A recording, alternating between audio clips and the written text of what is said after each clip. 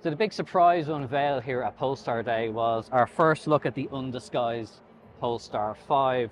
We're going to go into a bit more detail with it. So I'm joined by Nahum, who's the head of exterior design. First of all, you've worked on the Precept concept, which was what previewed this car. So you're really the best person to talk about with this car. Maybe you can start with, first of all, this looks very true to the concept. Was that always a key thing to make this car like that?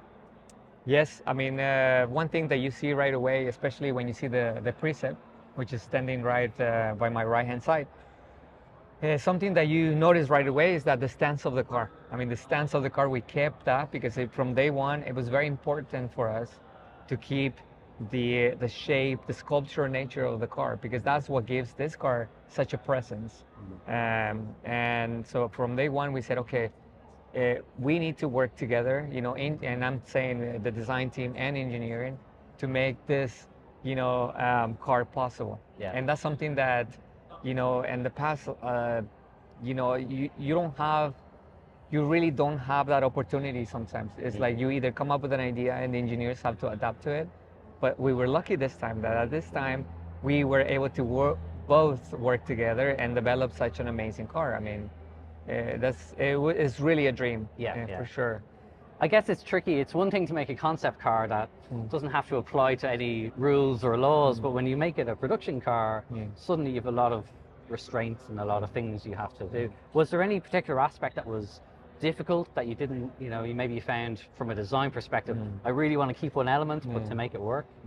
No, I think once you, of course, once you do a concept car, it's your time to dream and create a vision, right? But also you have to be conscious. I mean, now with electrification, we have this sustainability for us is very important.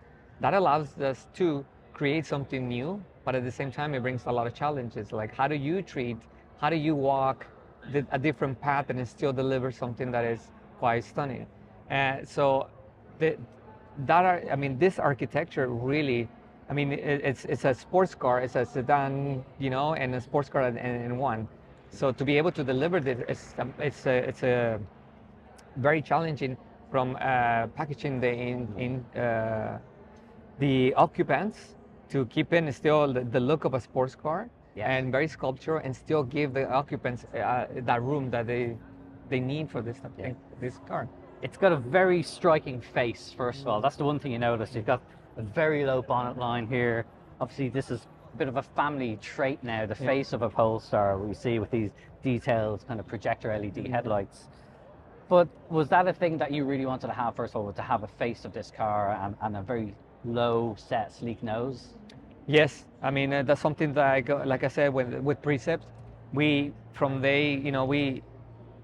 through a journey of finding, separating us, from what we have done in the past, especially, with the 1 and the 2, and really make a big shift. So, creating this dual blade was very important for us.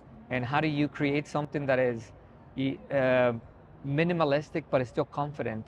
And that was a big challenge as well. Yeah. Because that requires a lot of research, a lot of trials and errors. But luckily, I think we strike a very good sort of balance. I think one of the most dramatic things for me is when you see the car inside profile. Yeah. And with this roof line, with the belt line, and obviously what you've got going on with the floor, was that one of your sort of things, was to really have this very very kind of stretched, kind of almost exaggerated proportions?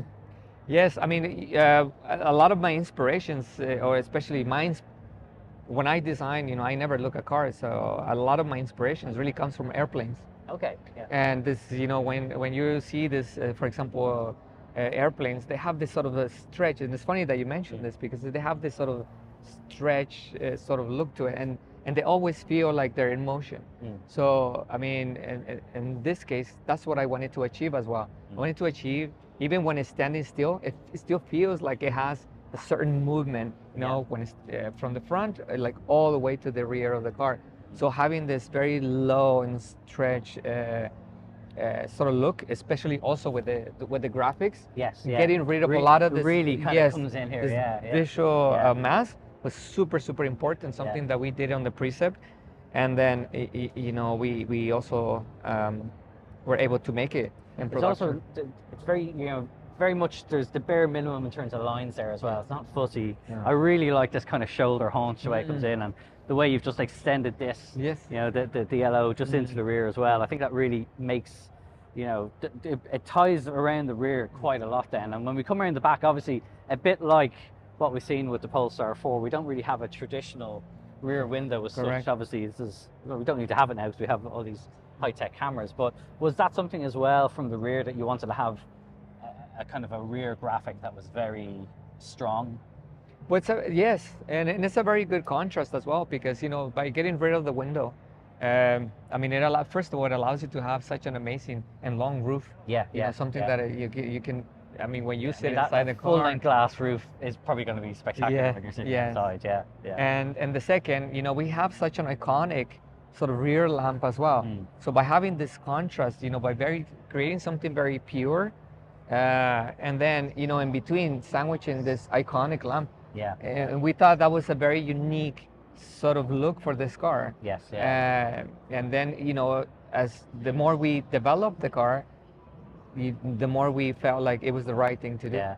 So, I'm one of my favorite features is how you've kind of almost like, it's like scalloped out almost in here with this kind of vent detail, and obviously you've got the vertical lines and the lights here as well. It really kind of it adds to the whole car's presence, and from behind it's very much like it's all about the shoulders of the car. Yeah, correct. Yeah, no, I mean, and like you said, I mean, also part of it is, I mean, you have to add the sort of a sculpture nature of it to give, you know, what's really important. I mean, the iconic lamp, this stage, to sort of,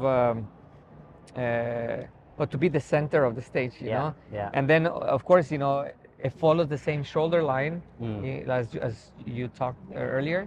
It really goes all the way to the lamp, you know, emphasizing and helping us with aero as well. Yes, yeah. And we, you know, we did something, I think that in my opinion is quite clever, because oftentimes you do it with the sheet metal. But this time we integrate everything, you know, in this case with the lamp. Because the light just looks like it's a natural extension. Yes. But also with this line, it very much looks like it's kind of almost been made out of one billet, like just kind of, you know, very, very solid feeling. But and I think that's also for us, you know, when we talk about Scandinavian design, and that's part of it. And I'm happy that you mentioned this. That is, you know, pure, because that's what we go after. You know, is that simplicity and purity of the car, because, you know, I think it's easy to put a lot of things and put graphics and put openings everywhere, overcomplicate things.